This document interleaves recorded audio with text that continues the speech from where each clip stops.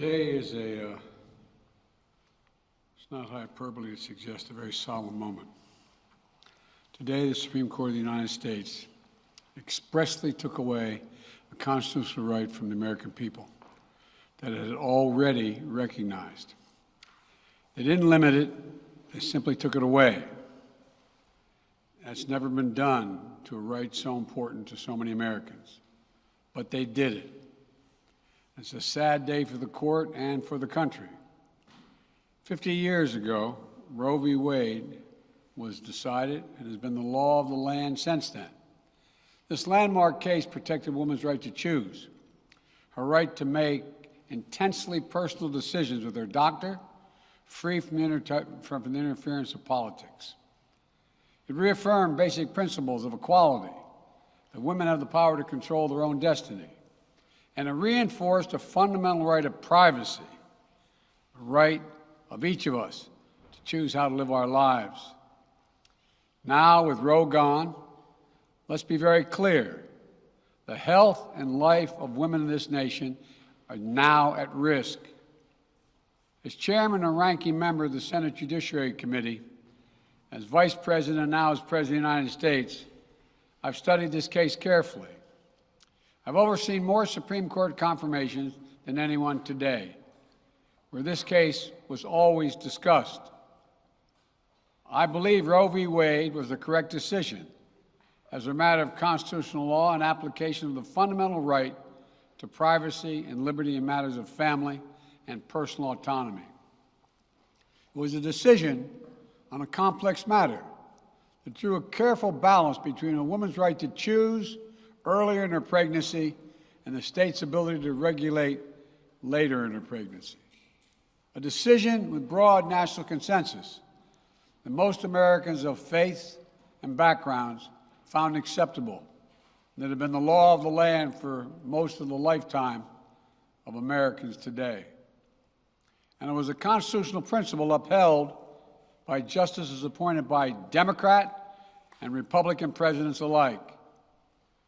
Roe v. Wade was a 7-2 decision, written by a justice appointed by a Republican president, Richard Nixon.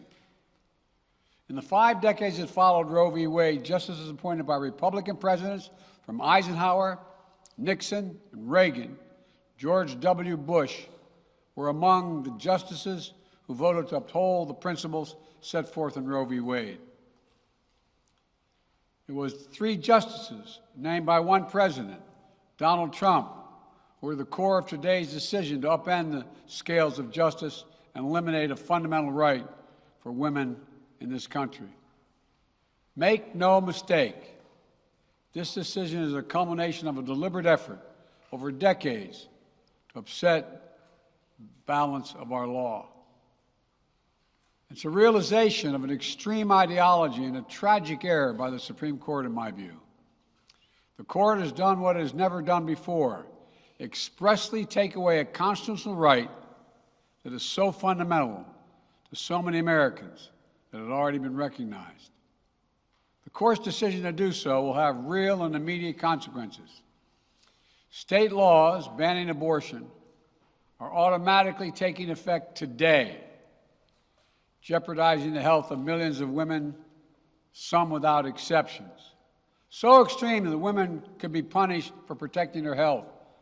So extreme that women and girls were forced to bear their rapist's child.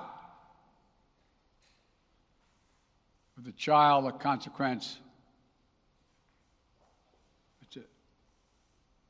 It just stuns me. So extreme that doctors will be criminalized for fulfilling their duty to care. Imagine having a young woman have to carry the child of incest as a consequence of incest. No option. Too often the case. The poor women are going to be hit the hardest. It's cruel. In fact, the court laid out state laws criminalizing abortion that go back to the 1800s as rationale. The court literally taking America back 150 years.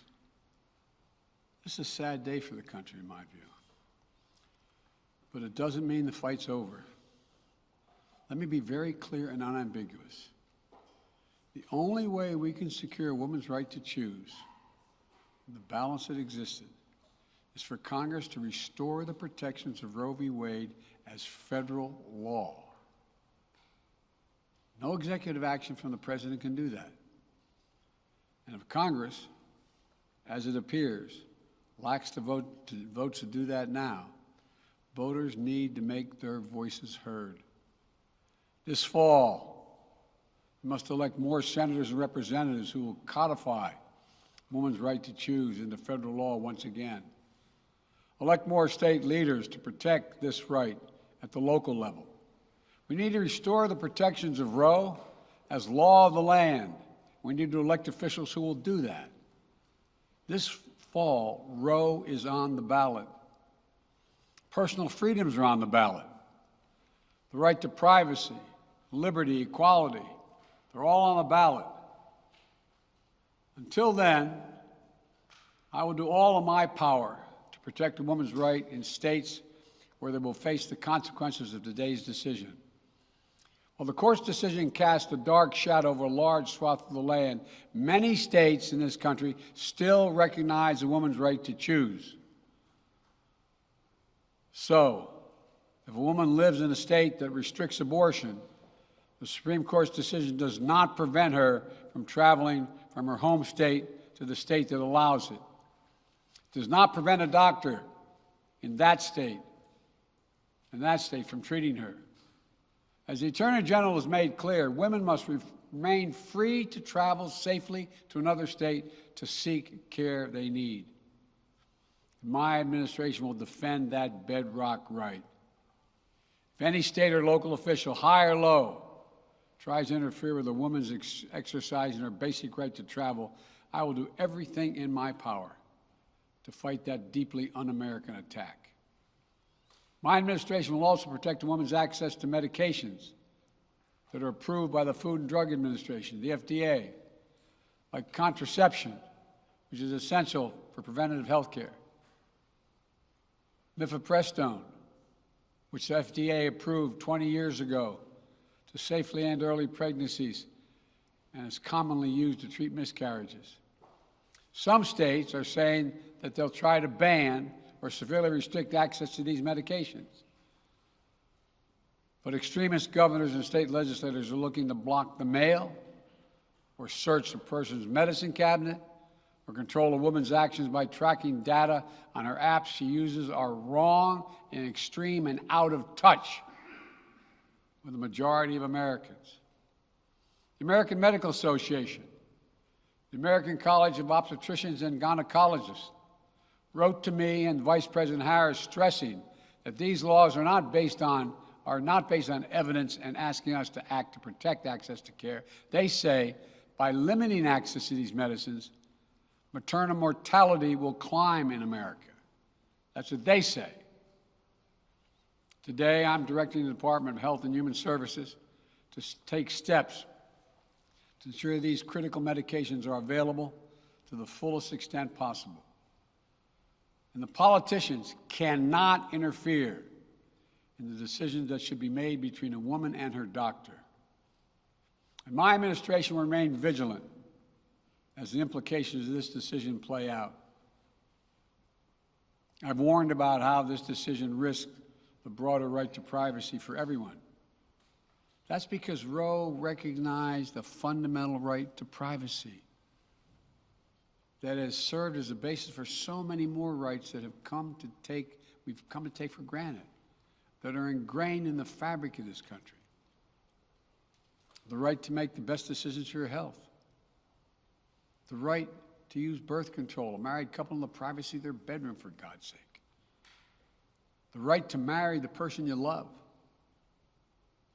Now, Justice Thomas said as much today. He explicitly called to reconsider the right of marriage equality, the right of couples to make their choices on contraception. This extreme and dangerous path the court is now taking us on. Let me close with 2 points. First, I call on everyone, no matter how deeply they care about this decision, to keep all protests peaceful. Peaceful, peaceful, peaceful. No intimidation. Violence is never acceptable. Threats and intimidation are not speech. We must stand against violence in any form, regardless of your rationale. Second, I know so many of us are frustrated and disillusioned that the court has taken something away that's so fundamental. I know so many women are now going to face incredibly difficult situations. I hear you. I support you. I stand with you. The consequences and the consensus of the American people, core principles of equality, liberty, dignity, and the stability of the rule of law demand that Roe should not have been overturned. With this decision, the conservative majority of the Supreme Court shows how extreme it is, how far removed they are from the majority of this country. They've made the United States an outlier among developed nations in the world. But this decision must not be the final word. My administration will use all of its appropriate lawful powers, but Congress must act. And with your vote, you can act. You can have the final word. This is not over. Thank you very much. I have more to say this in weeks to come. Thank you. Mr. President, do you still have confidence?